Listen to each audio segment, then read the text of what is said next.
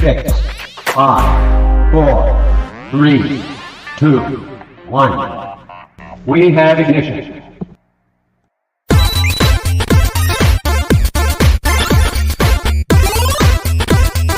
The Geek Week in Review.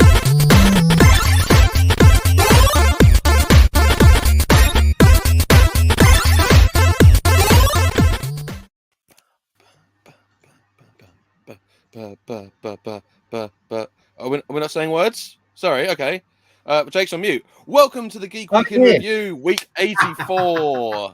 As always, with me is Jacob's Toys, and of course, the one and wonderful SuperSorrell. Welcome, guys. Welcome back to the Geek Week in Review, which I've now taken over. Can you hear me all right? Yeah, now I can, but I was just okay. Not saying, I saw an opportunity. I saw an opportunity and I went for it. I don't regret anything. Yeah, that's fair enough. Welcome back to the Geek Week in Review, episode 84 with me, Jacob Toys. And of course, the wonderful one and only SuperSorrell is back in the house. And of course, Ryan speaks Geek, drinking a cider. So yeah, here we are. Here we're back. The band is back together. Sorrell back from his trip in the States. Disney. Yeah. Sure we'll get into that. It's been an interesting week.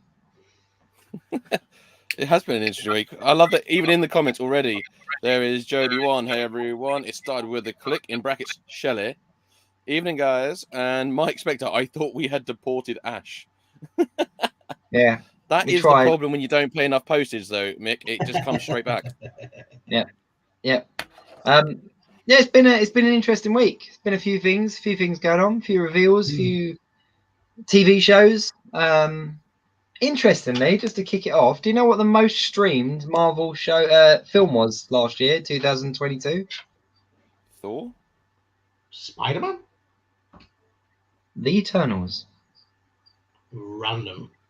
Yeah. The Eternals came out at the top of the poll as the most streamed Marvel movie of the year. And some people had already previously noted that as top of the flops. So interesting that ended up being the most streamed. Yeah, bizarre one. To be honest, forgot that one even existed for a little while. Not gonna lie. You know what? I went back and rewatched it, and it wasn't actually as bad as I thought. There's probably a lot of people rewatching it, kind of going, "Nah, it couldn't have been that bad. Let's rewatch it." But yeah, I enjoyed it the second time round. I liked it the first time. I was still confused by the post-credit scene because I sort of haven't looked into it because I can't be asked. But like, I'm still confused by the fact there's like, the CGI Patton Oswalt Goblin mixed with the Thanos' brother who looks like Keith from Accounting. It's all kind of confusing. It's all to do with genetics.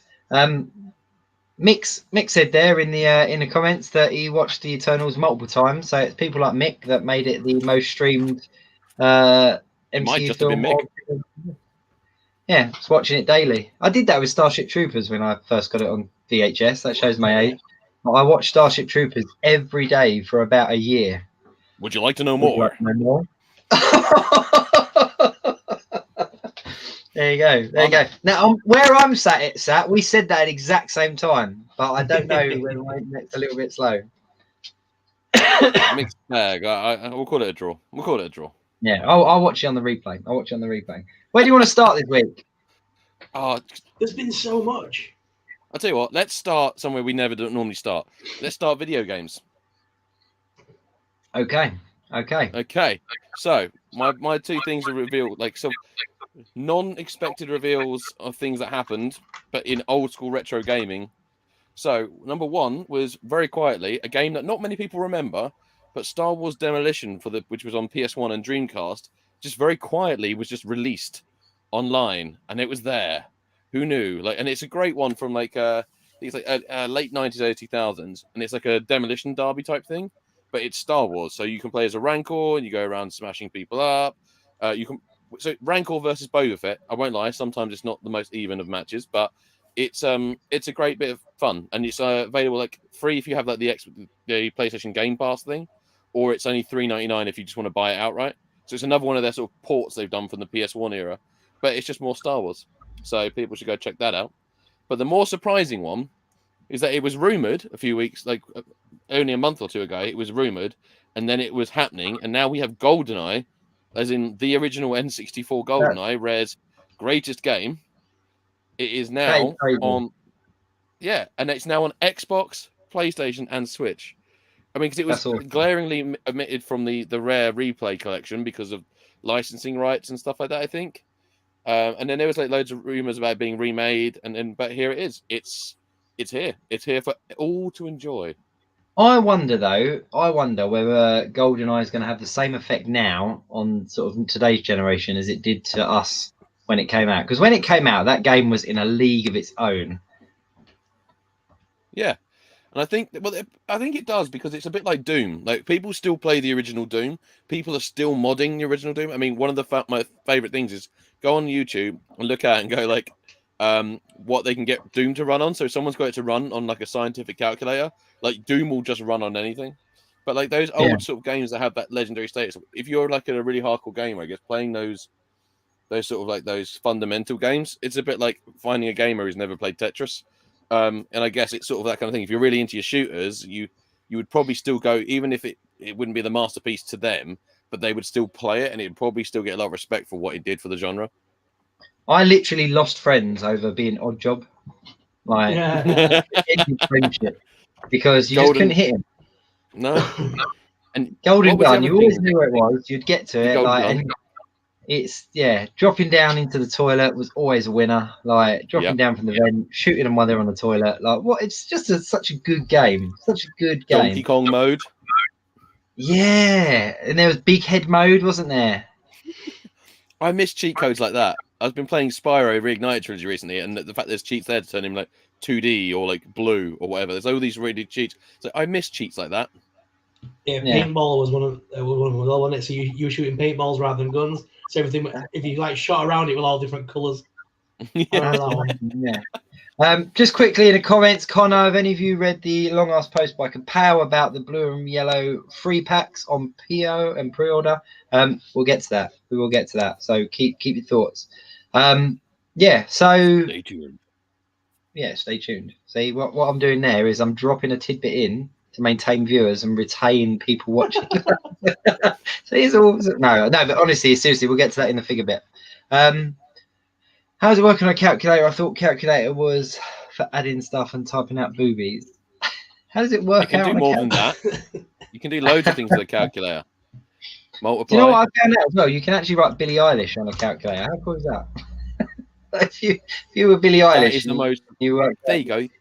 Educational show. You've learned something, everyone. Yeah. Well done. Yeah, it came up on my Twitter or something, and I was like, if I was a singer or a performer in that respect, I'd want to be the one that you could write their name on a calculator, because you know everyone is going to be doing that. Like boobies was a thing. Like that was, and Shell Oil. I thought I was well clever. I was flunking all my classes, like absolutely failing school.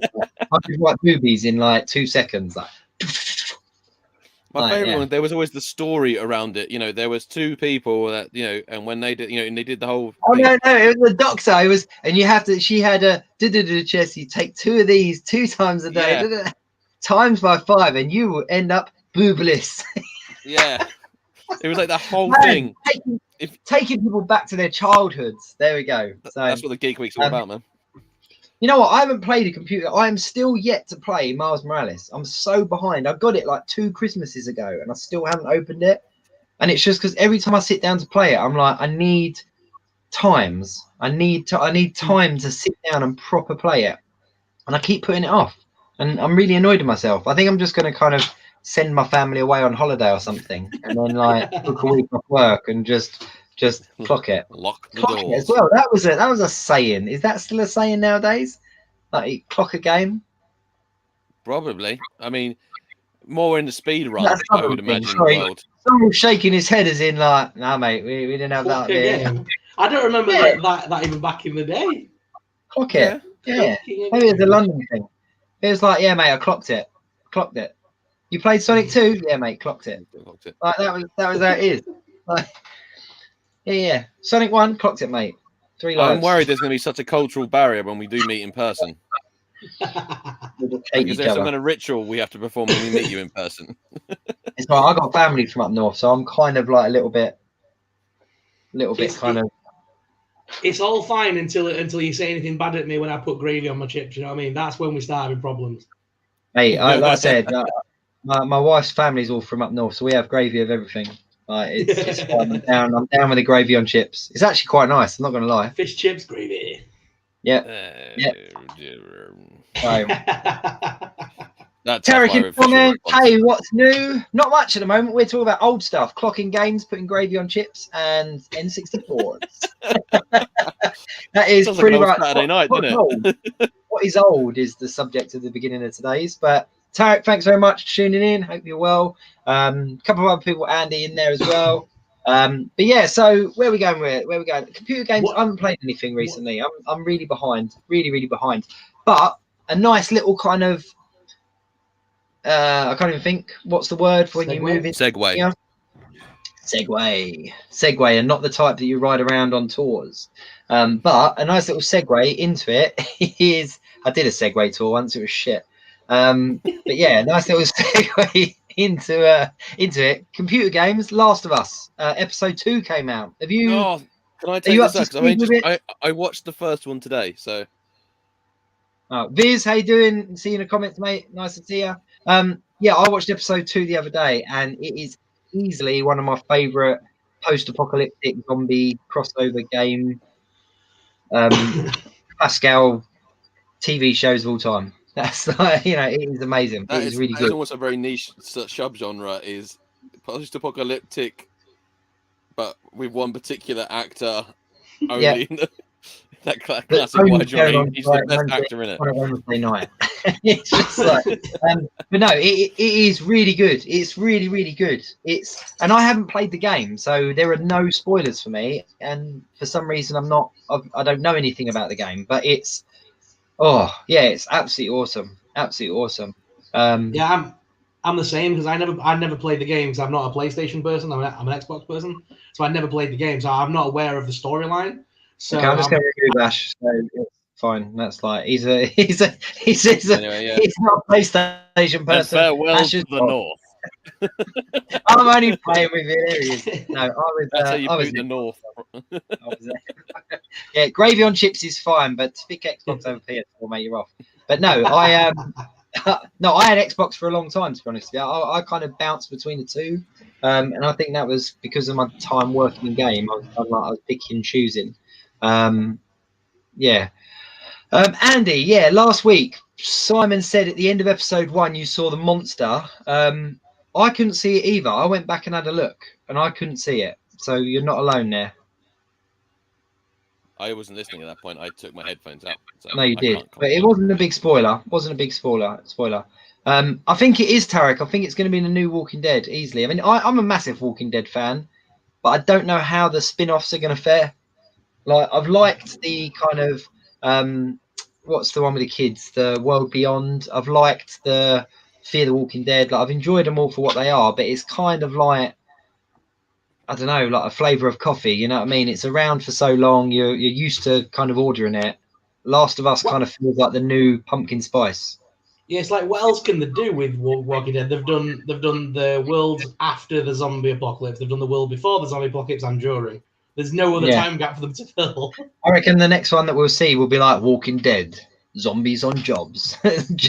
Zombies with jobs. Jobs with zombies. Walking Dead in space. But no, but that's only because of the comic book. And I think that, for people that are massive fans of the Last of Us game, this must be hitting all of those things. Because I remember when Walking Dead first came out, and as a fan of the comic book, I was like, yes, this is brilliant. This is awesome. Like, they've got that panel, they've got this panel. Like, can't wait for Glenn to get battered by Negan, all that kind of stuff.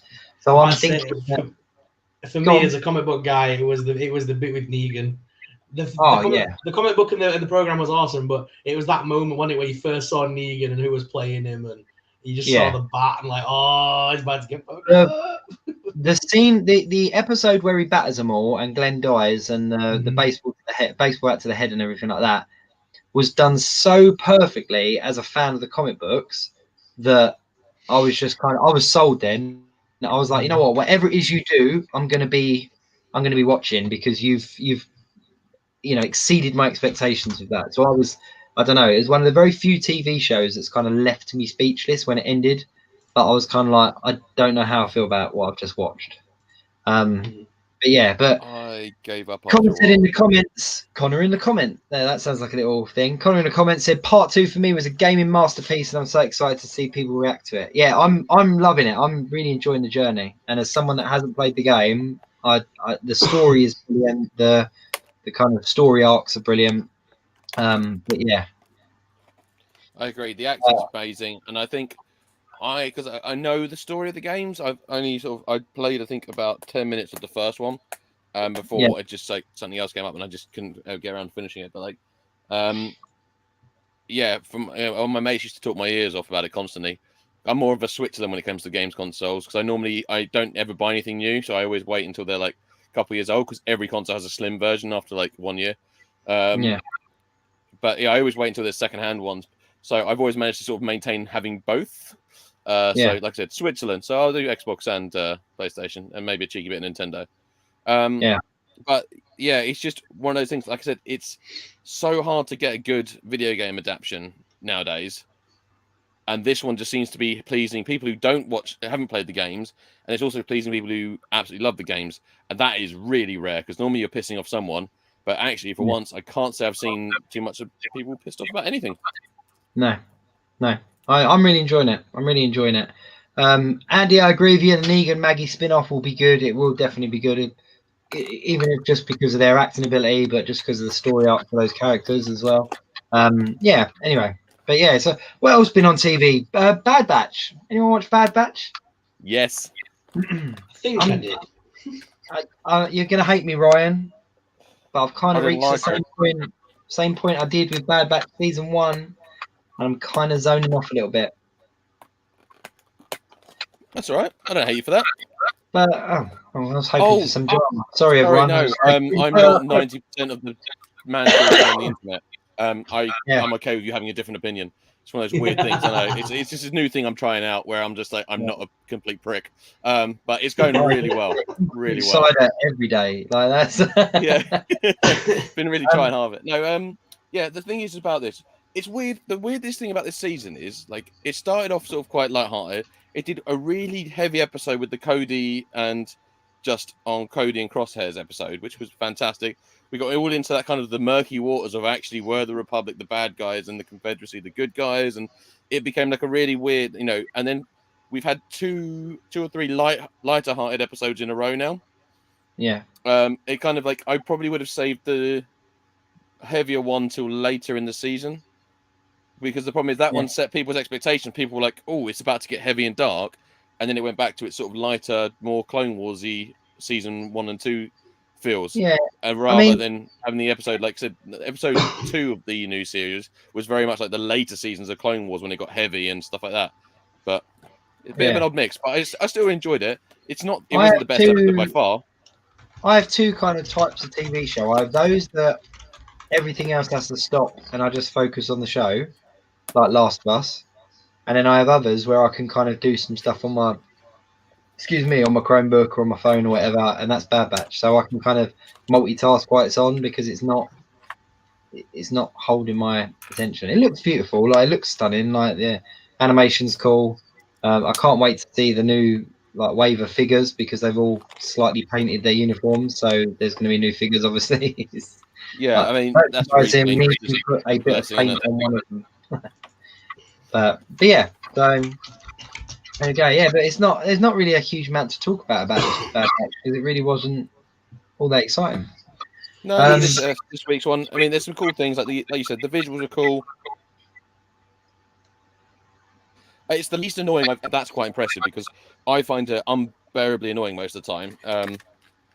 She just shouts a lot and stuff. But actually, this is like her voice acting's been pretty spot on in this, which is quite nice for a change. Like it seems like an actual character rather than, like I said, normally she just does things and shouts a lot.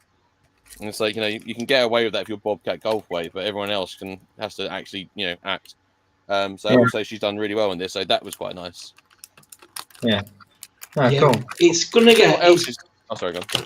Who's rustling something? What is going on with that packaging? I was doing a Steve. I was opening a figure. Sorry. Okay. I can hear it really loudly. Yeah, it's because it's right by the microphone. Sorry, I kind of forget that we, I forget we're recording half the time. So sorry about Just quick, Rich review in the comments said they need to make a live action remake of Clone Wars. In his opinion, I reckon that'd be cool, even if it's just like a special feature or something. Just to do like a live action version would be a lot of fun. I'd be up for that. I wouldn't want a remake. I'd want another story from it, but I don't want a remake of it because we've already got it. This is Richard, who is one of my friends and followers, and basically he doesn't like any of the cartoons. He wishes they were all live action. Just put it out there. I'm just calling him out right now on it. He says that Ahsoka's rubbish until she's in live action. Yeah. Somebody just hated Saturday mornings as a kid, didn't they? But now with Bad Batch season 2, I mean, we're already on episode 5 now, and like I say, not a lot's happened. But there's gonna be some proper big episodes coming up because they take the Jedi Wookiee under their wing. He or she seems to join their sort of ranks according to the sort of trailer we saw, or it looks that way. And we still got like the Emperor that has got to appear in this series. So Ian McDermott's back as the voice and stuff. So we've got like the Emperor and the cloning facilities and all that kind of stuff to look into. Because at the end of season 1, they were kind of showing us what they were doing. One, they were like cloning and doing something, and so it's got to tie in. It's got to tie in somewhere. So you know what I mean, there's gonna be some good episodes coming up. I think it's just a slow burn. Cartoons don't work for Star Wars. Well, the 7 seasons and multiple renewals beg to differ. Rich saying that cartoons don't work for Star Wars. I'm guessing you did not like Resistance then, because that was just crap. Like, it was. Yeah, that was not the strongest at all. No. But yeah, I don't know. I enjoy it. I do enjoy it. It just, I don't know. It's not my favourite. Speaking of TV, though, that's not Star Wars. That's sort of new that I've been watching this week and sort of a blast from the past. I've been watching that 90s show because I was a huge that 70s show fan, and I still am. I absolutely love it. It is still one of my comfort programs. I gave up after the first episode. Really, I absolutely love it. I think it's gone straight back into form, and it feels like putting on a TV blanket. It's like it's comforting. Yeah. I love it. It was good, and it was great seeing all the cameos and all the characters kind of where they were and stuff. But I just couldn't get behind the cast. I was like, as someone that grew up in the 90s, I was like, this feels like a GCSE kind of performance of what kids now think it was like in the 90s. And I was just watching it going like, 70s was exactly what the same thing though. Yeah, but I couldn't make that judgment because I didn't grow up in the 70s. But watching this, I was like, it's almost kind of like, like I said, it's like school kids kind of, hey, what was it like in the 90s? It was like this, like it just like, so I found it really hard to watch, but I loved all the cameos, and it was great seeing like all the different characters come back. And then there's the little VT at the end, and it shows so many more of the characters going to make like appearances throughout. So I'll probably dip back into it, but it wasn't a binge. 3, I think I've just finished watching tonight. I'm sort of paced now because only 10 episodes, so I'm sort of trying to ration myself. But Fez was back in this one. That was really good. But it's because Red Foreman has always been like, I think, one of my favorite sort of written characters. I just love Red Foreman. I think he's just incredible, like as a character, and so it's just not skipped a beat for me. Like it's like I said, it's like a televisual blanket. But it's just something I didn't think was never going to happen. Yeah, no, I get Beavis that. and Butthead was the kids in the 90s. Thanks, Monkey Jeebus. You know what, Monkey? Beavis and Butthead was on the other day, and I found myself watching it, and I was like, Jesus, is this really what I used to watch religiously? I was like, man, no wonder I've got dead brain cells. Like, I was like, I found myself laughing. Like, I was laughing at the really ridiculousness of, it's just, I'm just in it now. I just loved it. And then they did the film Do America. Is it Do America? Yeah, and they had the roller coaster of love, that great weird drug trip sequence. Yeah. But yeah. Well, it was like films like Friday and Clerks, films like that, where it was a movie where nothing happens for 90 minutes, but you, for some reason, as a kid, you're like engrossed in it. Like, I don't understand why. Yeah. It's so weird. Clerks one was weird though, because I used to actually have those kind of conversations with my best mate. I think it helped. And I had genuinely had like the Death Star one as well. Like, I genuinely had that conversation. But my thing was like, what about like just janitorial staff? Like, you know, like, what about people like? You imagine it being like, God, I can't not take this job. I've got to go sort the shitter out on level 367 of the Death Star. Like, oh, typical. And then suddenly like, God, there's an awful lot of noise going on for a working day, and then suddenly it blows up. You know, like, oh. How do you even get that job though? Do you like apply for Stormtrooper, but you're not quite good enough, so they offer you like toilet cleaner? Yeah. Like, turn You're up in far your too suit accurate and to be a tie, like, stormtrooper. Sorry. Darth That's Vader why I with his always helmet love- and his suit.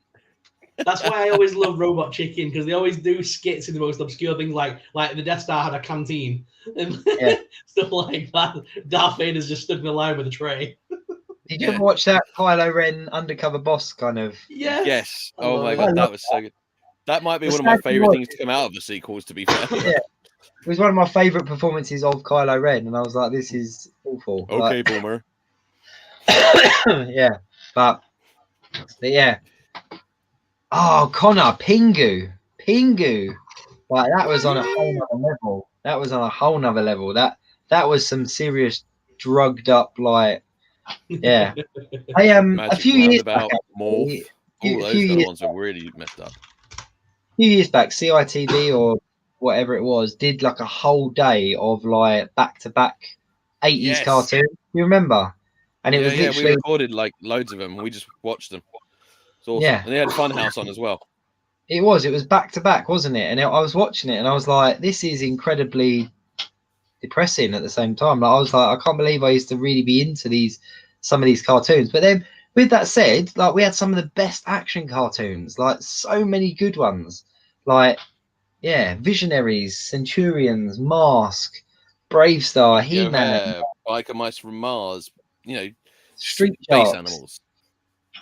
Street Bucky Sharks, O'Hare. yeah. Did they do Bucky O'Hare? Oh, hell yeah, I did. He goes when an ordinary rabbit would dare. I still Just maintain that's so one of my many favourite cartoon theme songs of all time. That is a bitchin' song. Yeah, just so many good ones. Andy, stormtroopers get demoted to maintenance when they actually hit their targets. Yeah. But no, I just that was always my thought, is that how did someone apply to be, you know, whoa, Wade, Biker Mice are being rebooted. What? Joby 1, SWAT Cats, yeah, Attack of the Killer Yes. Tomatoes, yes. Attack of the Killer Tomatoes Bob. was a movie before it was the cartoon. Yeah. Andy said how about Pob's program? True story, Pob scares the living shit out of me. I genuinely find him terrifying. My wife and like her sisters and everything find great pleasure in finding pictures and just sending them sometimes of Pob. I think he is the stuff of nightmares. And everyone's like, oh, but he's so cute, and blah, blah, blah. I'm like, no, he's not. He's the stuff of nightmares. He definitely probably has something in his basement. Look at him. Weird. Yeah. What did you get to as well? 80s and 90s. 80s and 90s, like, what was on the Count Duckula? My original one when I was a kid. But what really gets me is that what we were watching as kids, they kind of turned into horror films. So like there was a lot of kind of puppets and kind of small, like childlike creatures, and then Child's Play came out. Like it was that kind of thing, that there was a lot of mirrored thing. So there's no wonder we were scared of so many things. Like I was thinking about all the puppet shows as a kid. Oh, Super Ted. Do you remember Super Ted? Yeah. You remember the Super Ted vitamins? Yes. Like those things that, they turned out to be so bad for people. They had so many bad chemicals in them. I think I'm still taking them. What? Ash Google's Pod pics to send to Ryan. Don't you dare, son of a bitch. Wade talking about Button Moon. Yeah, Button Moon is definitely up there. Terrorhawks.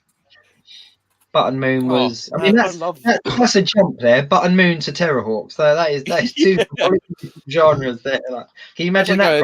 Like Castaway and Saw 5. Just things like that. Oh dear. Let's talk some action figures. Let's talk figures. Because it's been a big week for figures this week. It has. Should we start Marvel? Let's start Marvel, because that's the one that most people have been talking about. Let's be honest. Marvel Legends dropped a couple of bangers. Let's be honest. We had the classic Yondu. Oh yeah, That was cool. Okay. That was very cool.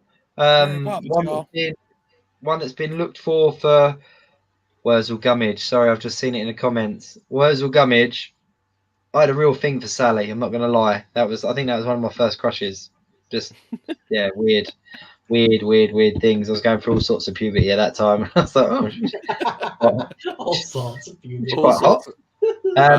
Yeah, so we had Classic Yondu. Classic Yondu came out, and he looks cool. I really like him. Like, it's hard to kind of mess up because a lot of his design is reused. There's a lot of reuse there in regards to the boots and the weapons and all that kind of stuff.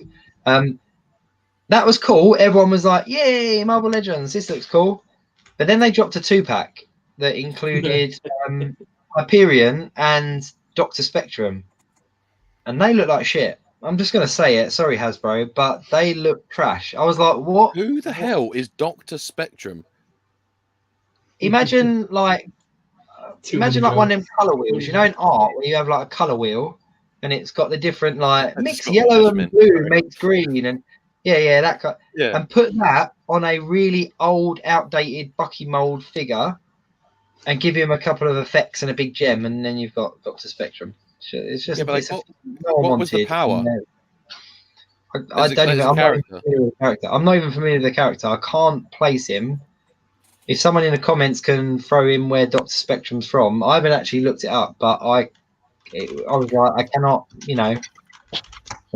but yeah. Connor said he's going to Dr. Spectrum. Connor said he's going to chance it. Hopefully, Game will have them for £5. Don't hold out. The game sales are kind of done now. That's the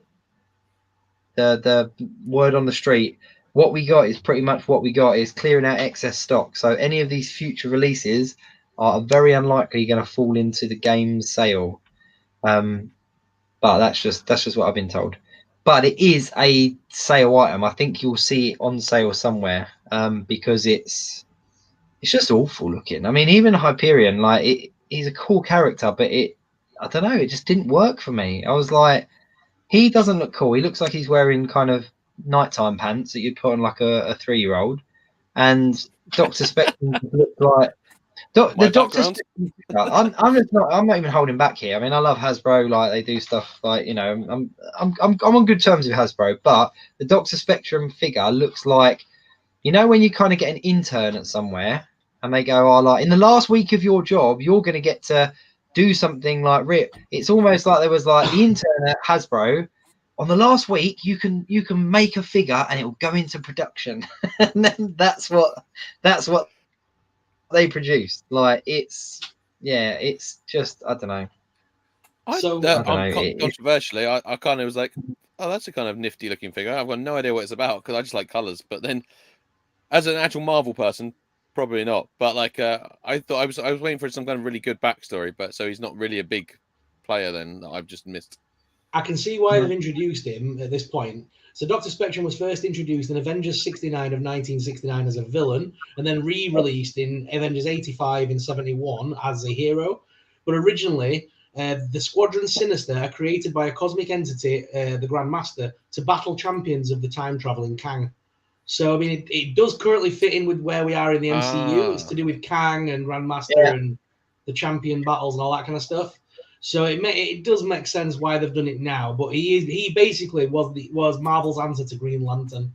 Maybe he has a small part in the Quantumania. That's making more sense now. You know what? My biggest issue with it is that, excuse me, they've done it on the old Bucky mold, and I get it. It's probably really cheap for them to do it on that one, but if they'd done it on one of the newer molds and made it kind of look a bit more like updated, I think I'd be behind it more. It just looks, because it's such a basic looking figure on a very old body, it looks really dated. It looks like something you could have picked up like 4 or 5 years ago. The Squadron Sinister is definitely something we could see in the MCU just as like a stopgap villain before Kang. So like it's made up of Dr. Spectrum, Hyperion, Nighthawk, and Wizard. All very C-list, D-list sort of villains in here, aren't they?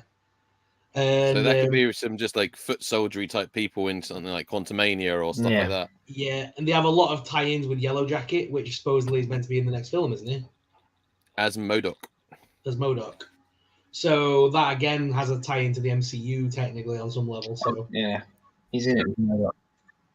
that's probably why they've released these now as comic characters. Get the NAF ones out of the way first before we give you the MCU ones. Yeah, that's not a bad shout.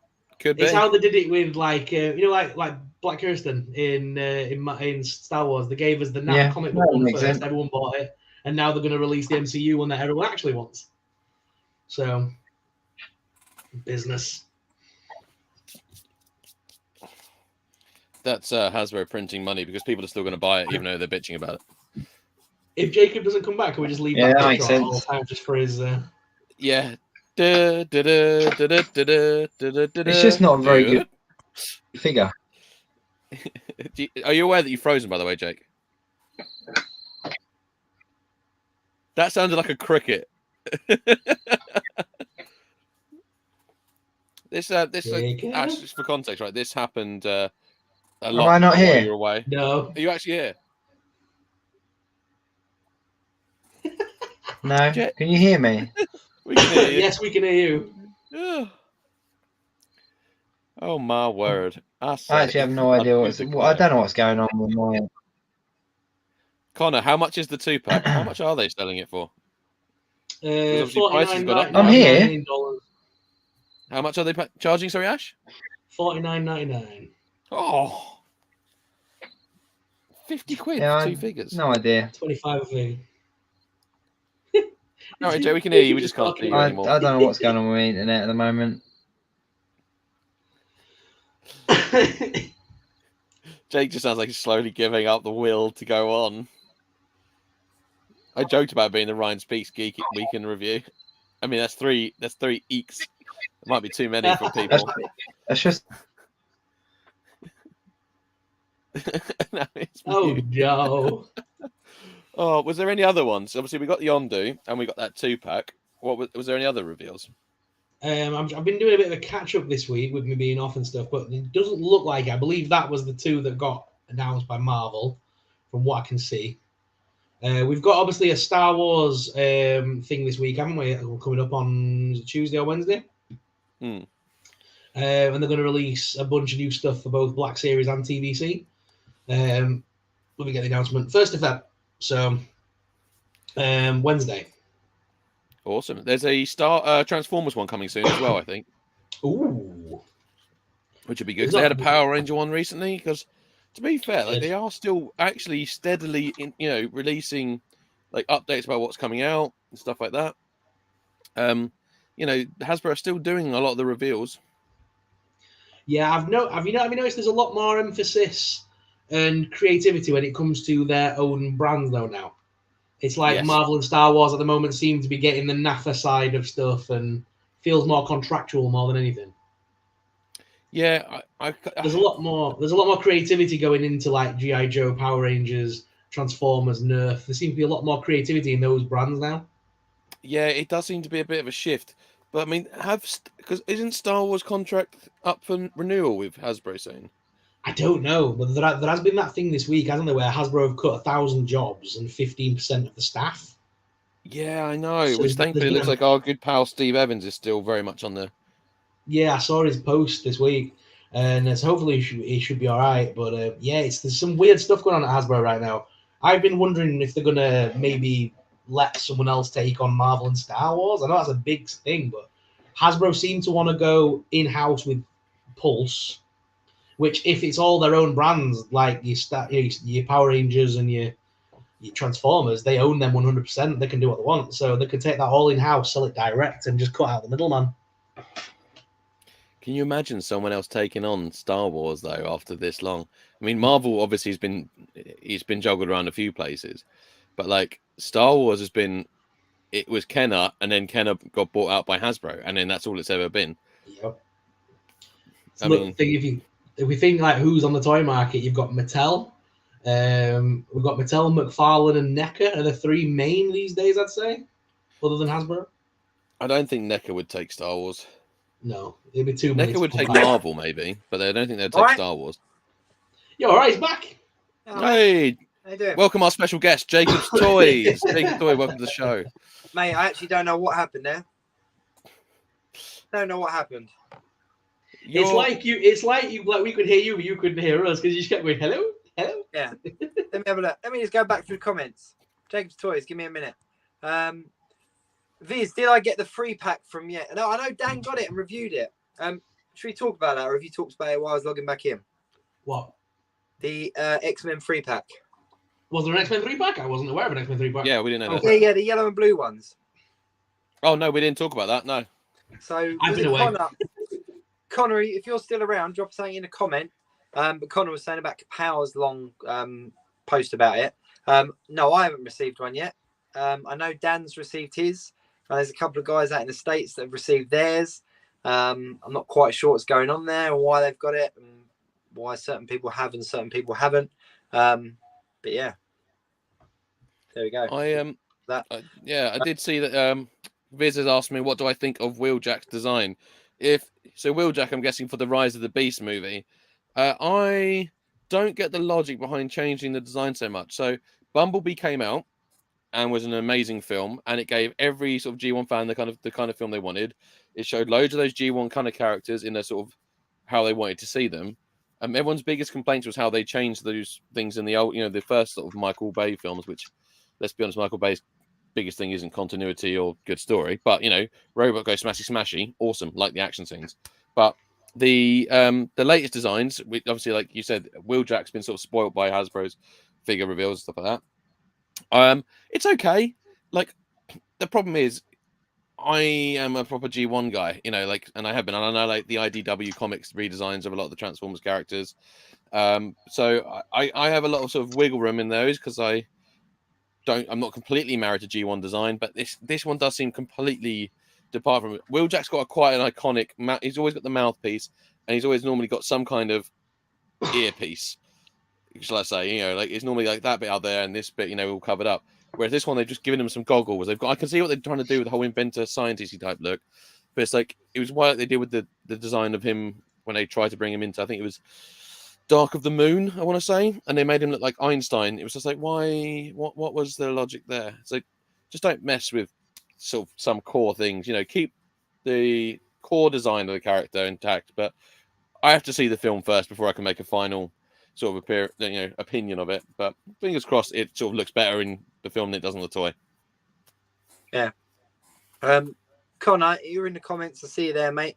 I didn't catch Kapow's big long post. What did it say? I've had a look for it and it's not there anymore. As if they did put a run up, they've got rid of it. Oh, I did hear they deleted a post recently. Like that was, I'm guessing that's the one they deleted. So what? They put a very long post up, and then a lot of people talked about it, and then it got deleted. Yeah, I missed it. Connor, you can be our man in the chair. You can take Ash's job for 5 minutes, but just fill us in. What did it say? We'll talk about it. Oh, it's not about the free pack. Okay, what was it about? It was about the game sales.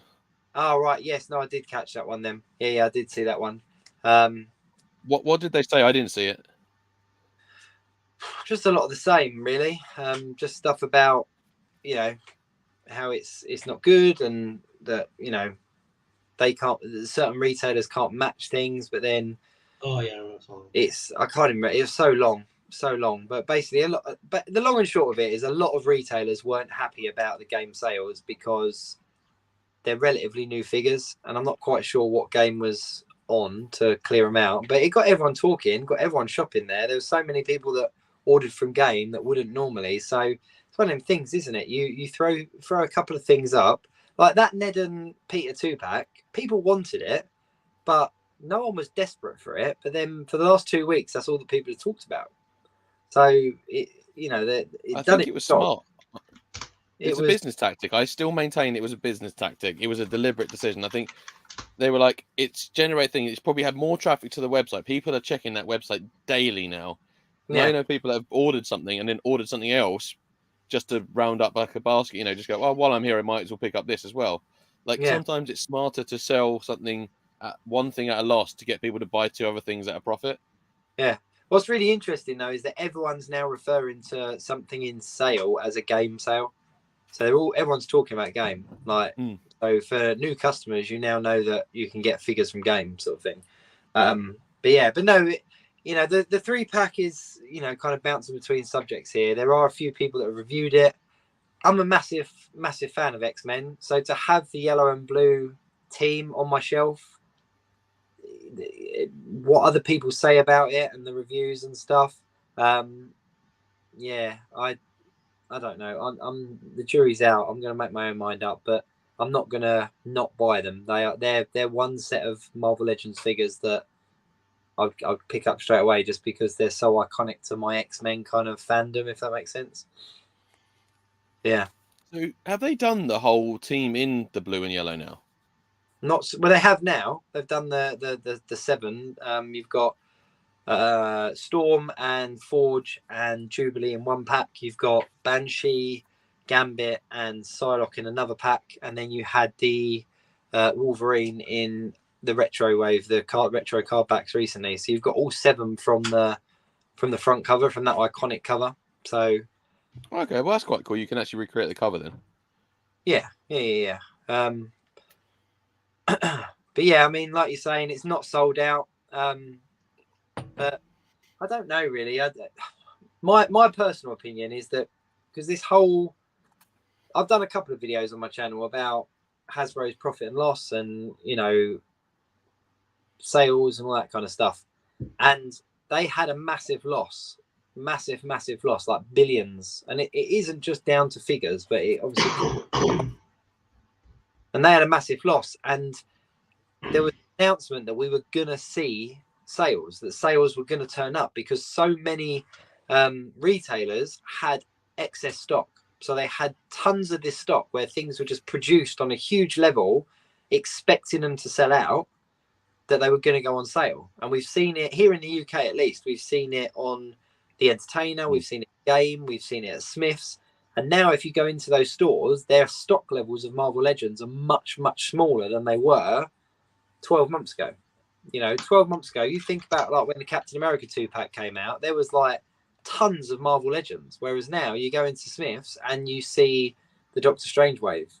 Like, that's it. So things like the game sale were always inevitable because of that profit and loss that Hasbro has experienced. And what that means, from a business point of view, is they're not, where they made 100 of something at so much because they're expecting to sell it, where they've not sold it, next time round, they're only going to make 20 of something. So we are going to kind of go back into that kind of pre-2018 era where things are going to sell out. And I think that the things up for pre-order at the moment, things like the 3-pack and that kind of stuff, they're in that kind of grey area where certain levels of stock have been produced. But then you look at something like the Game of Earth Spider-Man from Spider-Man 2, that's a single windowless figure. So it hits all of the things that piss the community off. It's not a windowless box. It's a single figure. It's not got a huge amount of accessories. And it's priced up at like £35, but yet it's sold out. Why is that? Because the stock levels are smaller. So the few people that are going to obviously pre-order it have got a pre-order in. And those that are kind of waiting are potentially going to miss out because the stock's been pre-ordered and allocated. That's just my theory anyway. And that comes from kind of collecting for quite some time. Rich, to tell you the Daredevil 3-pack, is it worth getting? How long's a piece of string? You know, is anything worth getting? In my opinion, it's a very good 3-pack. It's a cool Elektra. It was the fan vote Elektra that we got a few years ago that came in second to Silk, one that we didn't think we were going to see. So I personally was really pleased to see the white suited Elektra. The big hair alternate head is definitely a good alternate head. Bullseye is pretty cool. Again, it's quite a hard to get figure. It's definitely my favourite out of the two now, the blue and black. The Daredevil is not the best Daredevil that we've ever seen, and probably won't be the best Daredevil that we've ever seen, but it's still a good one. It's very poseable, got the articulated toes. So in my opinion, it's definitely a pack worth picking up. Not one I think will go to sale. Sorry, I proper ranted there. It gets me, it really gets me. That's all right. You're allowed to rant, mate. This is what the Geek Week's all about. It's about venting our geeky frustrations half the time. $120. Monkey said that Daredevil pack is $120. That's quite steep. Yeah, I wouldn't pay £120 for it, but can't remember what it came out over here. Was it about 80?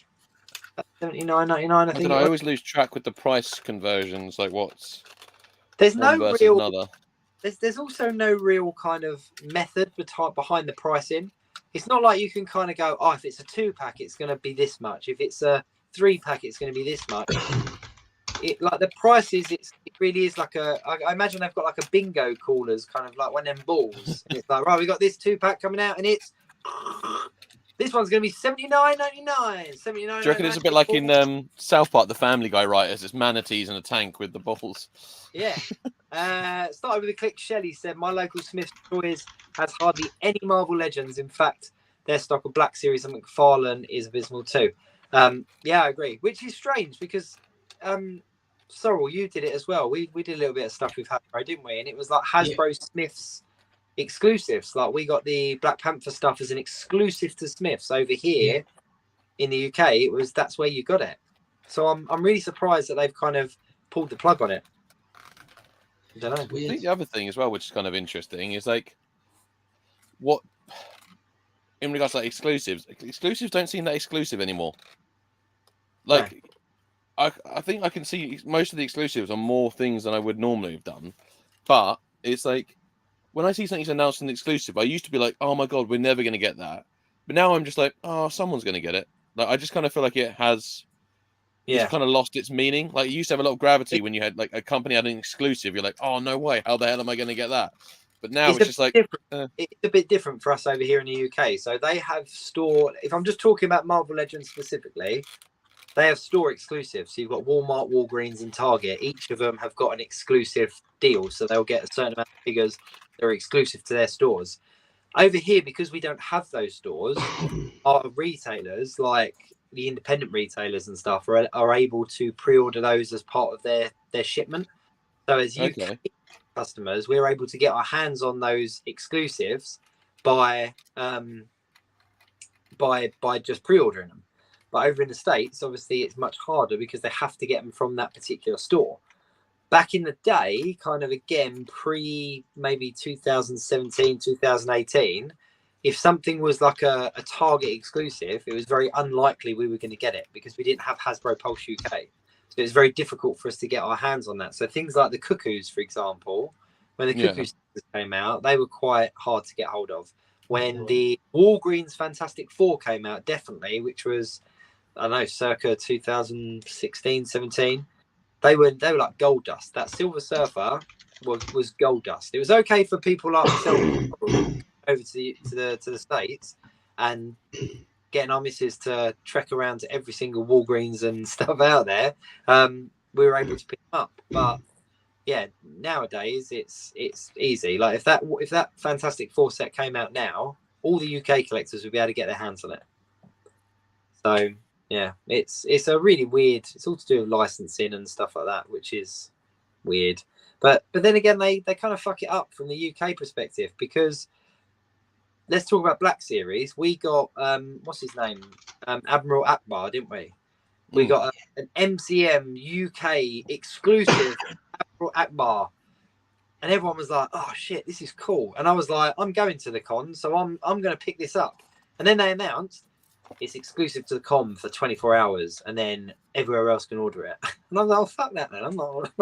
Yeah. I'm not picking. Why would I pick something up that by the time I'm home, people are going to be able to order it? Like, that's not exclusive. I'm not that. That's what ruined the whole point of an exclusive. Yeah, I love my action figures, but I'm not so like into them that I'm kind of like I need to be able to hold one before everyone else does. I'm kind of like, no, I'm not. Well, you could order it. You couldn't even hold it before everyone else. You were still going to get it at the same time. You could just order it. Exclusive used you to could mean just know that you were going to get one sooner. Yeah, exclusive for toy companies and toy industries were it was a lot different back in the day. So like the idea was if Walmart stocked Marvel Legends, they would get an exclusive by the end of the year, was like the idea back when. And like if Target stock them, they would get their own exclusive that nobody else can buy elsewhere. So that's where that comes from. But obviously over the years, more and more markets have opened, more online retailers have opened, and Hasbro have just released stock everywhere. So it's no longer hard to get. See, Visa said here in the comments about the animated Spider-Man, the retro carded animated Spider-Man. Absolutely fantastic figure. It's by far my favourite Spider-Man figure that I've got. But time for us over here, I could have pre-ordered 10 of them if I wanted to, but I didn't expect them to be so hard to get. Like, not that I would have pre-ordered them to scalp them, but I 100% would have pre-ordered 10 of them and sent them out to my friends over in the States if I'd known that they were going to be that hard to get over in the States. But you don't know until it's happened. And this is a prime example. This one is being completely scalped, and you've got genuine collectors that cannot get their hands on it for love nor money because people are hoarding them. But there you go. Sorry. And that, children, ladies and gentlemen, is why you shouldn't collect action figures. And that's why I don't like cricket.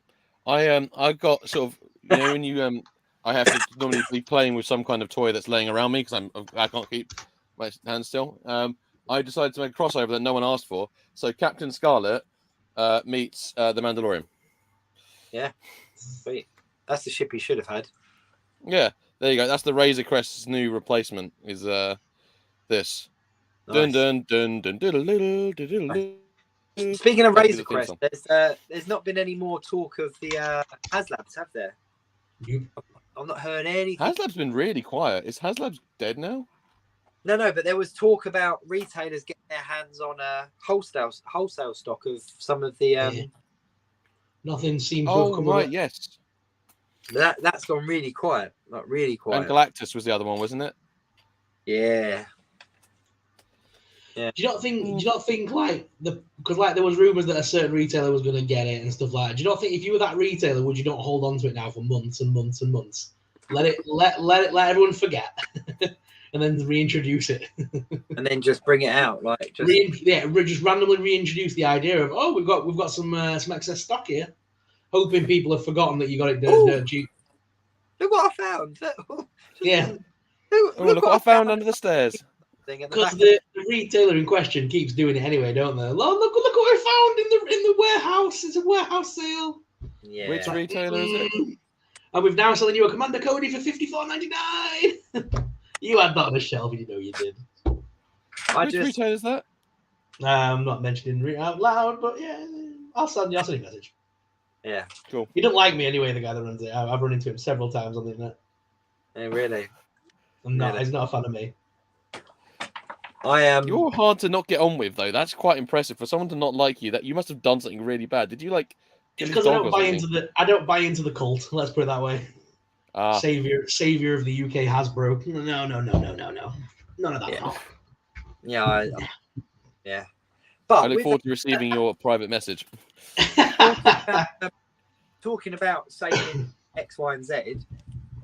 This is the exact reason why, especially for people in the UK, you should stick with your independent retailers. Like, I'm all up for getting stuff if you, if it's a Hasbro Pulse exclusive or something like that, like, by all means. But even things like the game sales, like, if you see a particular retailer selling something like massive, like on a massive discount, look elsewhere, see where else they're selling them, because if we keep these independent retailers afloat, that's the only way we're going to be able to maintain the hobby, the community, because there was a time when it was quite hard to get stuff.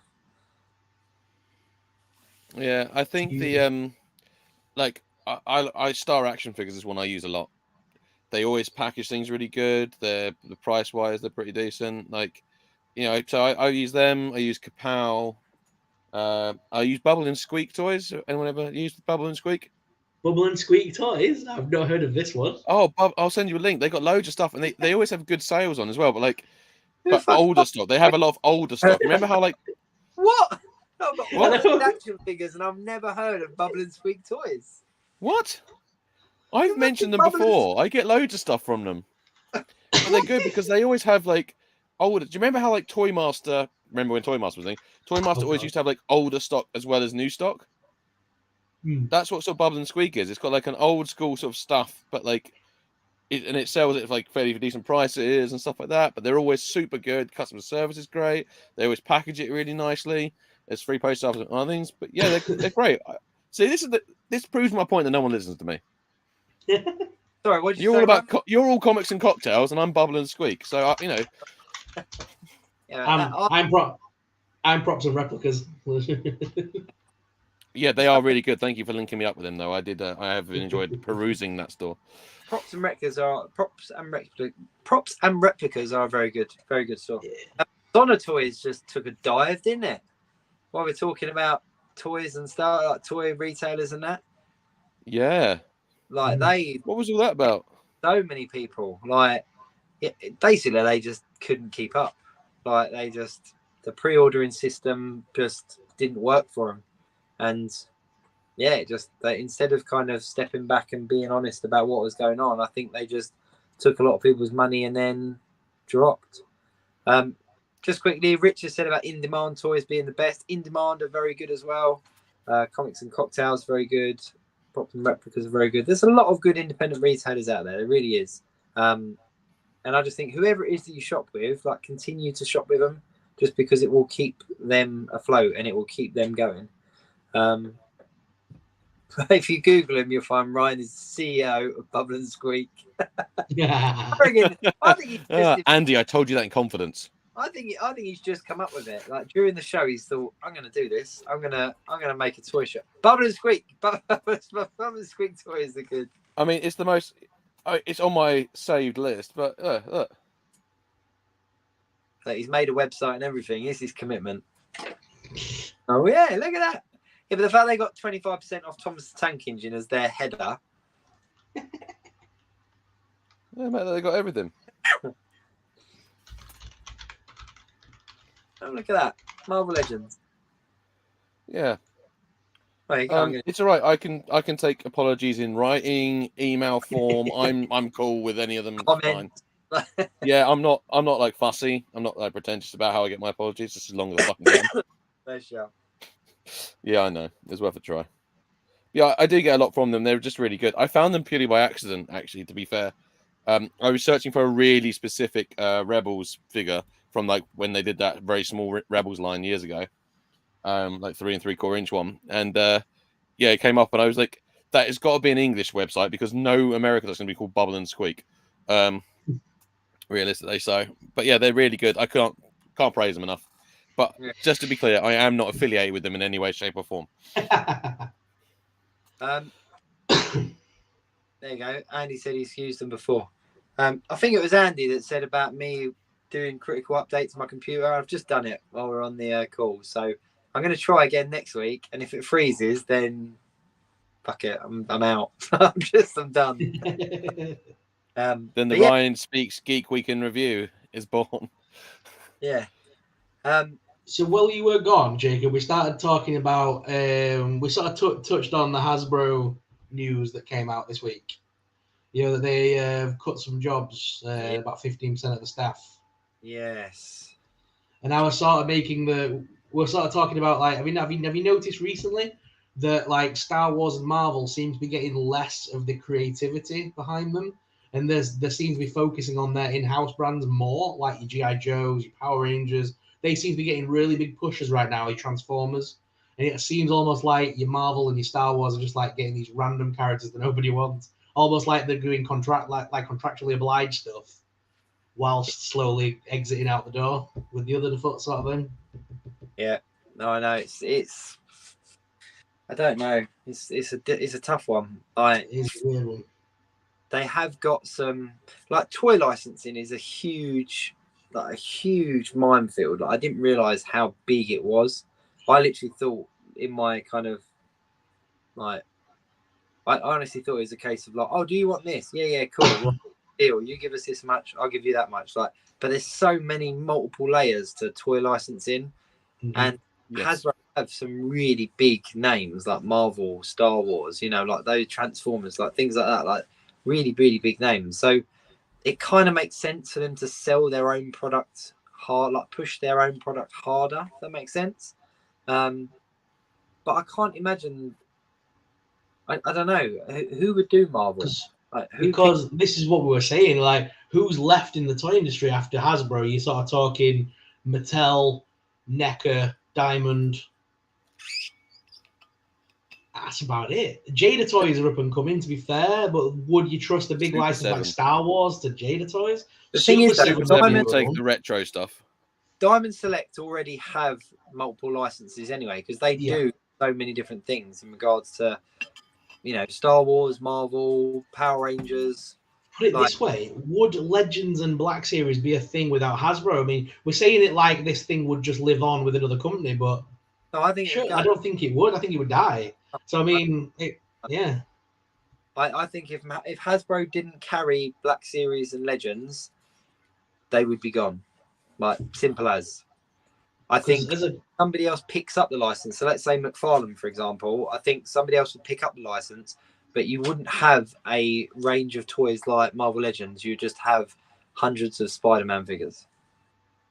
Like that would be it. Like, they would just make the big sellers or movie tie-in figures or something like that. And I don't know, but I don't know if someone like McFarlane would pick up the Marvel license. Like, it, I don't know. I really don't know. It's weird, isn't it? Who would take over? Like, if Hasbro lose a license, like, I'm going to be quids in. Happy days. Just, you know, yeah, I don't know. It's a weird one. It is a weird one. I've just seen Viz's comment about, have you guys ever stumbled across the Filipino toy reviewers, whether it's on YouTube or Instagram, stumbled across Pack Photos, Mega J Retro, SMU Toys, and Cheffatron. Cheffatron I have because, thankfully, very kindly, Viz actually did reach out to me on Instagram, which I only saw the other day, and did send me a link to his videos, and I've been enjoying. So, but the others I can't say I've actually heard of, so I will check them out, see what they're all about. Cheers, Viz.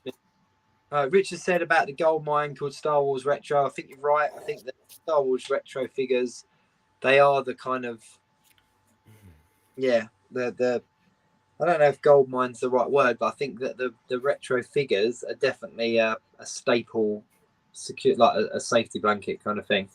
They are, and the other thing, Rich, is like I totally agree with you, but there's obviously a big demand for it because a lot of the third-party companies that I sort of talk with, like the Next 17, making like the Event Mon and Tannis Quill.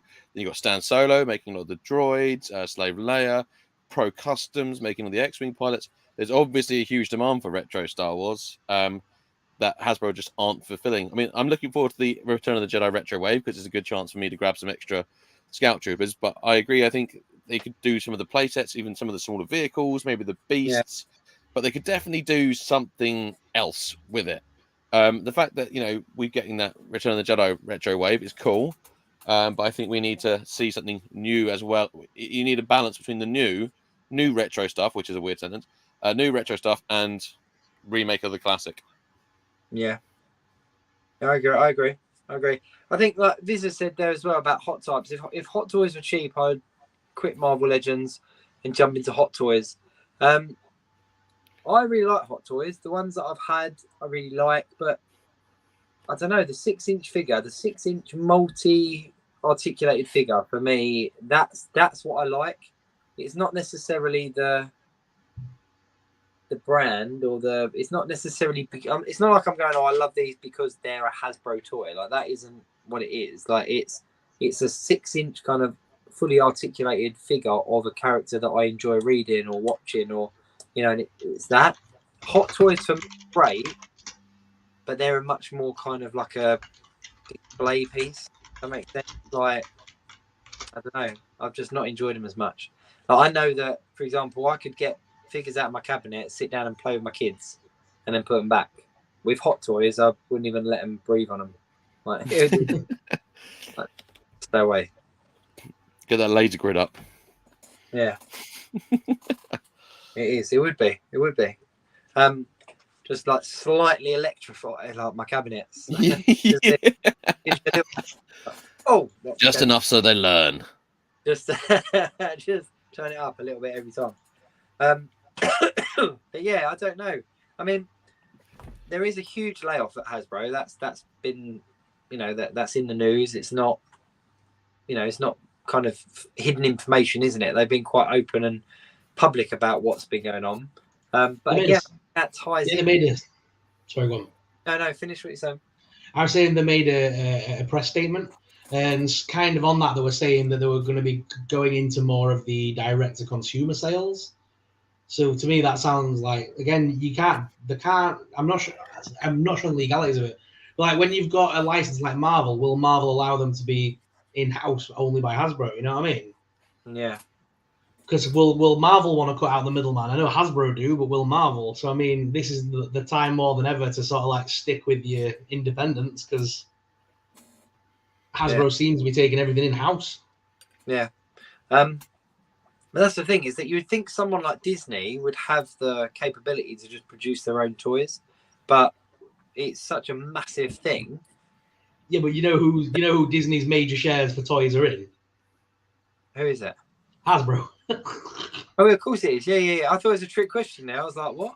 Like, No, Hasbro. Their major toy shares are within the Hasbro company. Yeah, of course. So that's why they're going to lose it. But I don't know. We're in this weird kind of place as well, because during the lockdown, during COVID and everything, Hasbro and the toy side of it became very entertaining. They had their live streams, they had their reveals, they had all those kind of things. And I think we said previously, before lockdown, you get to see those things if you attended the convention. You only got to see the San Diego Comic-Con reveals if you attended the conventions. And then during lockdown, because none of that was taking place, they were putting it all online. And then all of a sudden, we were all in attendance, and everyone was kind of behind it. And that model has kind of got old now, and they're kind of doing it a little bit less. And when they are doing it, people are just using it as an opportunity to complain. But yeah, I don't know. Are we at the foot of the toy apocalypse? The toy apocalypse. I'm going to coin that phrase now. Okay. You can coin toy apocalypse, but if not, I'm calling it Toymageddon. That just sounds we'll see who wins. Of my toy apocalypse. Mate, it's no different from A Bug's Life and Ants coming out at the same time. Deep Impact, The Core, Well, in keeping with my love of the Norse mythology, I will call mine Toynarok. Oh, okay. Let's see who wins. Don't you put that evil on us, Ricky Bobby. Jamie won with a comment. Good stuff. Oh, Talladega Nights. What a film. It's a wicked film. Awesome film. Do you know what? True story. My sister bought that for me on DVD for 6 years in a row at Christmas without realizing. My sister is she is an absolute boss at charity shop stuff. Christmas wise, she'll get money's worth for we're always with secondhand stuff. It doesn't have to be new.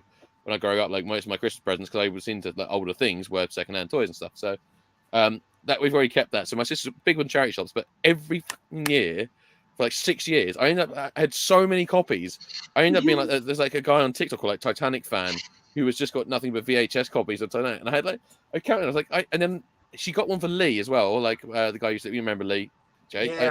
He moved to America. I inherited his DVD collection. What was in there? 2 copies of Talladega Nights. And I'm but I went on to one of those websites where you can scan the DVDs. You can only scan 1 copy of a film. I was so I have to go to each individual company. That's one for Music Magpie, 1 for World of Books, 1 for Zippet. Funny. Oh mate, they were semi-pro 8p. Everyone in the comments, semi-pro is also ridiculous. Yes, I'm a massive fan. Sexy. Jackie Moon. Me, Jackie Moon. It's just such a good film. The alley-oop. Flint, Michigan, Super Bowl.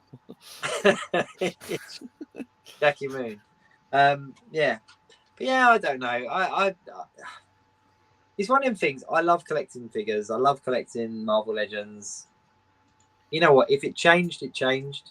If they did disappear, if they did kind of fall out, I wouldn't stop collecting. I would just collect something different.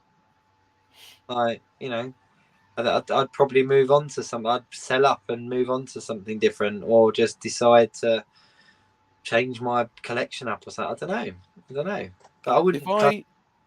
Speaking of collections, then, and talking about childhood things, if I send something on our group chat, can one of you put it on the screen? Yeah, I'll do it. It depends. Depends what you're sending. Nothing that's not too illegal. We're talking about the Jackie Moon action figures and Love Me Sexy, and you're excuse me, guys, if I send somebody a picture, I've just sent it on our group chat. So we often talk about how you start collecting when you're a kid. Like we've all started collecting. So my dad had the computer he had. You could print stuff off, and it was before Microsoft Word. It was like a DOS box type thing. But I had obviously printed out myself an update or a mission statement from 1998 of my Star Wars collecting. So when I was 8 years old, and it has been found, and so I have got a picture of it, and you can just enjoy the spelling and the determination of it. If our guy in the chair can get it up on the screen. Let's have a look. I would say that could complete the Star Wars collection, brilliant spelling, in 30 years.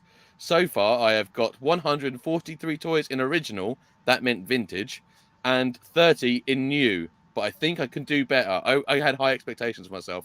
I've been collecting now for 1 year now. Year 29/7/98. How cool is that? This is like some kind of shit Buck Rogers. Yeah, I know, right? How weird is that? Dear future people, the year 29/7/98. What I loved was the idea, though, that like there was going to be such a limited amount of Star Wars toys that I was going to collect them all. I'm impressed that you had 143 toys in 1998. How rich were you? Well, we weren't, because the joke of it is, though, that all the vintage stuff then was pennies. It was like 10p a figure. So it was very easy to get a lot of figures. There you go. That is a little bit of Speaks Geek history, and that's. I would say that I could complete the Star Wars collection in 30 years. Collection in 30 years. That is some. How old are you in 98, Ryan? 8 years old. So I have got. I've got just over 6 years. No, just over 5 years now to get every Star Wars toy ever made, and I'm so lagging. Lagging. At 8 years old, you knew yourself in the future. Ryan, I know that you are going to be collecting these in 30 years' time. That's a commitment. That's the only. I don't even like Star Wars anymore. But I wrote this, and now I've got to stick to it. Did the 8-year-old Ryan account for new releases, or was this 30 years to collect everything that was out in 97? No, because I think from what I can recollect, I did intend, like, they didn't do that many new releases. So, like, because that's when the Star Wars special editions came out in the cinema again. So it was Power of the Force 2, and it was like a wave of figures was like every 5 months, and a wave was like 6 figures, and maybe a vehicle or two, which are either just a re-release of something from the 80s or, something new. But it really wasn't. It wasn't super influx. So it looked doable. We hadn't even, Episode 1 merchandise hadn't even dropped by that point. Episode 1 didn't come out till 1999. So I remember one birthday, I got so excited because I got the sneak preview figure of Mace Windu and the stat with Battle Droid. And I didn't know what those characters were. I'd love to see an update, as in, okay, they've released more movies and TV shows. I'm going to need another 10 years to complete. I didn't do any more documents, I don't think. I think that was the start of my manifesto that I never finished. I'll do an update soon. And my spelling has not got much better, I'll be honest. You need to write back to past Ryan and let him know that in 2 years' time, The Phantom Menace will be released, and he'll hate it at the time, but in the future, it will be a timeless masterpiece. No, I loved it as a kid. I was so excited, and because I was Anakin Skywalker. I was 9 years old. I had blonde bowl cut, and everything was wizard. So I absolutely was Anakin. That's why I defend Phantom Menace till I'm blue in the face to this day. And nothing is cooler than pod racing. So suck it, everyone else on the internet. Pod racing is pretty cool. Joby one. Speaking of, when they find all of our figures, will they think that we had a bunch of crazy religions? I hope so. Yeah. Viz in the comments mentioning Glenn Webb. Yeah, absolute legend in regards to YouTube. Very cool. Some of the earlier reviews that I used to watch. Very cool guy. One of the only reviews you could have watched back then. There weren't many of us around then. No, exactly. It just kind of. I still find it weird that I'm in a chat with Ash, because I watched your videos, and then it was kind of weird now that I'm in a weekly thing with you. I still find that a bit odd sometimes. You wait till you meet him in person. Make sure you go to do you know? I tell you what is weird though, when you're halfway around the world in Epcot, enjoying yourself, having a little beer and chilling out, and then some random 7-year-old shouts Super Sorrel from across the park at you. Wow. That's weird. That's and cool. my missus went, "Who the hell do you think you are?" Which Get back in your box. Ripped open your shirt. I'm Super Sorrel. Wait, is this when you crashed the parade? And they just announced you over the tannoy. Well, Super Sorrel, please get out of the parade. because I was posting. I didn't realize at the time, because I'm posting so much, and I was tagging my location as Walt Disney World, and I was like, I was uploading TikToks like every couple of hours, to try and boost my account. But I didn't realize that it goes out to local people first. So if anyone's in the parks on TikTok looking at Disney stuff, my videos would inevitably get to their feed. So people were saying hello to me in the park, saying that they'd seen my TikToks, because that's how TikTok works. Apparently, it uses the areas. If you're in Disney World tweeting about Disney World, and other people are looking for Disney World while they're there, they will find you basically. Well, so basically, I've got when I'm in Zakynthos in July, I've got to make sure I do stuff to get the Greek population on my side, and then when I'm in New York in October, I'll get America. So that's my tactics. Yeah. Go to Midtown Comics for a couple of hours and just post from Midtown Comics. Absolutely. And then go to their other one just to go like, oh, I'm in a different one. I will. Now I'm in the other one, but I will definitely be going all of them. You know, when you can tag your locations, whether it be on YouTube or TikTok, tag your location basically. Tag it as Midtown Comics or wherever. Because I started doing that and it worked massively for me. All right. Awesome. I am definitely going to do that. I got to do some videos when I'm out there. Yeah, it's got to be done. Got to be done. Yeah, I think that. Yeah, I think there's not. We've covered quite a bit tonight. We missed a lot. We must have missed something. I don't know. There's a lot of Transformers on the rumor mill, but none of them confirmed. But no, I can't think of anything else. I've been looking at Toy Hag while we've been talking. There's been a couple of things from DC, but nothing overly major. There was the Aquaman wave is up for pre-order. Oh, really? It's Aquaman, isn't it? And then, it's Aquaman, isn't it? Can I have that on a t-shirt? Innit? That's why I wanted a t-shirt. Aquaman, isn't it? Well, it used to be cool because you used to be able to go Aquaman, Jason Momoa, ooh, and now they've done that thing to the DC universe where he's no longer Aquaman, so now it's Aquaman, isn't it? But he has done a post. I think he's coming in as Lobo. I really do. Yes, I do. I saw that. He's in talks. He is in chats. And he's a massive fan of Lobo, isn't he? In real life, he's like a massive Lobo fanboy. Yeah, but he's not Aquaman. Perfect Lobo. Yeah, it's just weird though because we've got these films coming out and they kind of almost feel pointless, even though they're not. Because they're going to be good bits of entertainment, but I kind of feel like the studio have made them feel like kind of pointless. Even though I'm looking forward to them just as good bits of entertainment, I kind of feel like even the studio is kind of like, oh, we got to release them before we do what we want to do now. Do you know what I mean? There doesn't seem to be any excitement still for these films from the studio, and I think that's kind of sad. They seem to have almost gone like, oh, we'll release them because we got to, but you know what's still due to come out? Shazam, Aquaman, and Flash. That's out of the DC EU as it was. What, Aquaman 3? Yeah. Oh wow. No, 2. 3. No, Aquaman 2 came out, didn't it? Aquaman 2's been out, hasn't it? Yeah, no, that's Aquaman 2 had Black Manta. Yeah, but that was Aquaman 1 because Aquaman first appeared in. Yeah, because Aquaman first appeared in Justice League. That's what I'm thinking. Okay. So what's the one with Dolph Lundgren in it? Aquaman. Is it? I thought it was Aquaman. That's still the same film. I'm just going to keep shouting Aquaman until someone realizes it's only one film. Aquaman. Aquaman 1. Aquaman the beginning. Aquaman the first. You know what? I honestly thought that was 2 films. I thought I'd seen Aquaman 1 and 2. I think with the whole Johnny Depp Amber Heard case as well, I kind of assumed that I'd watched her more than once. Like,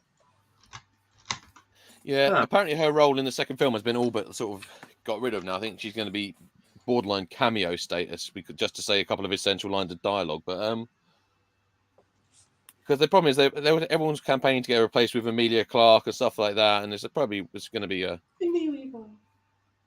no point. But like just they like I said, it just feels like they've just gone like, yeah, we're releasing this stuff because we got to, not because we want to. And it's like, But these people have worked really hard on these films, and they're going. I've got no doubt they're going to be really entertaining, great fun, especially the Shazam one. I mean, I love Shazam. I thought it was brilliant. I'm genuinely excited for the sequel.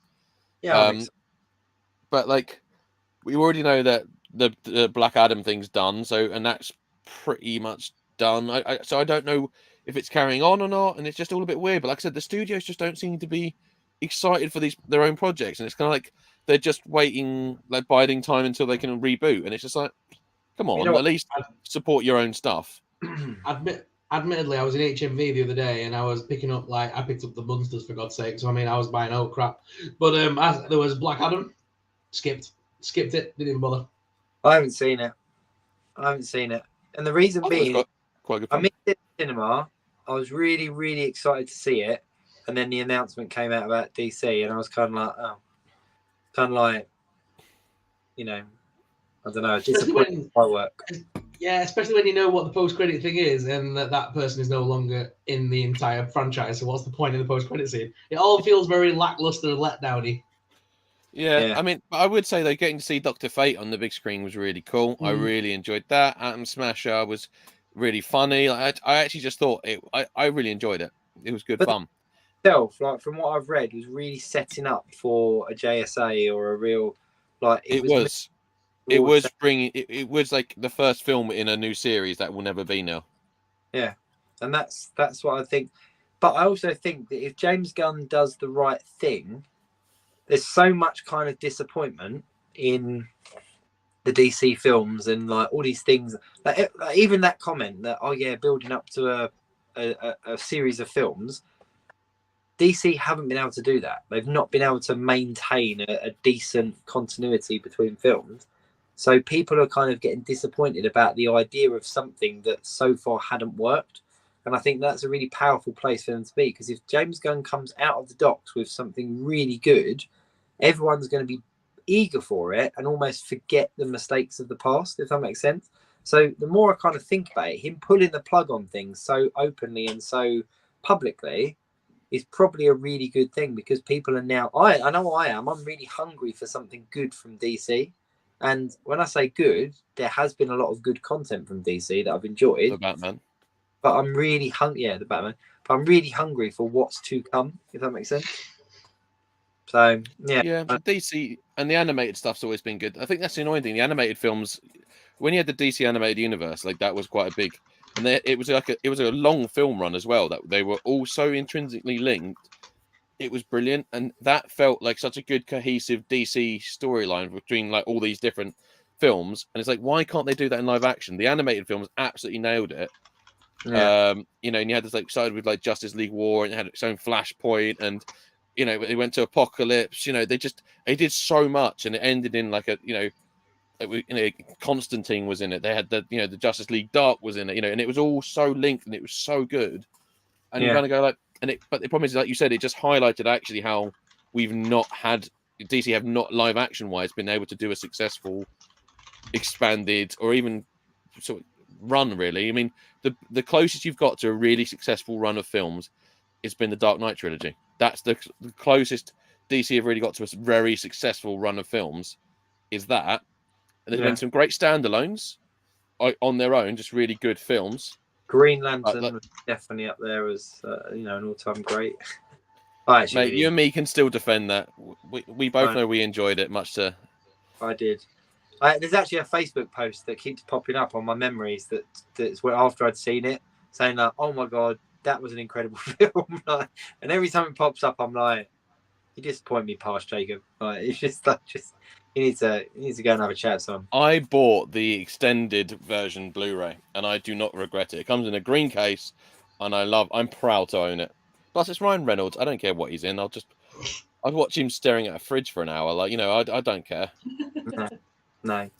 On that note, let's round it up. This is the end of the Geek Week episode 84. 84. Sweet bejesus. We have done this way too long. I know. To everyone that's in the comments, we appreciate you. Thank you very much. If it's your first time watching us, why not pop back next week? We do appreciate anyone coming in, join in with the comments and all the rest of it. If you're watching this on replay, then of course Sundays. Come check it out. Come join in. It's good fun. We enjoy it. So thank you very much for everyone. As always, your comments, your contributions, and everything like that. Yeah, really do appreciate it. Massive shout out, RDJ Custom Creations in the comments. Oh, cheeky little. Just at the end there. Oh, by the way, I was here the whole time. Mate, I wish I'd known you were there. Next time, speak up faster. Be Announce yourselves. But anyway, thank you ever so much, everyone. We'll be back next week, same time, same group. Same back channel. Next week. You haven't got some like miraculous holiday planned or something, or like, you know? Yeah, Ash is going back to Disney again. Yeah, Ash is back in Disney. Ryan's got. I can't even say it because I'll really upset. I'll really upset Jacob. What, are you actually going back? When do you go to Paris? You're going back to Florida. No, but when do you go to Paris? Yeah. When do you go? Oh, April. Yeah, you go before me. You're all right. You'll get yours in first. You're going over to Paris, mum, yeah? I'm going out in June for Paris, hopefully. What do you do for a living? Sweet Jesus. I don't go anywhere. I sit in this chair 24/7. Ash is actually an international assassin. I'm beginning to think so, you know. Every time a big job comes in, he takes himself off on a holiday just to avoid being caught. Anyway, listen, thank you very much, everyone, for tuning in. We do appreciate you. We will be back next week, as always, talking about things that haven't yet happened. This is, of course, Geek Week in Review of me, Jacob's Toys, SuperSorrell, and, of course, Ryan Speaks Geek. Till then...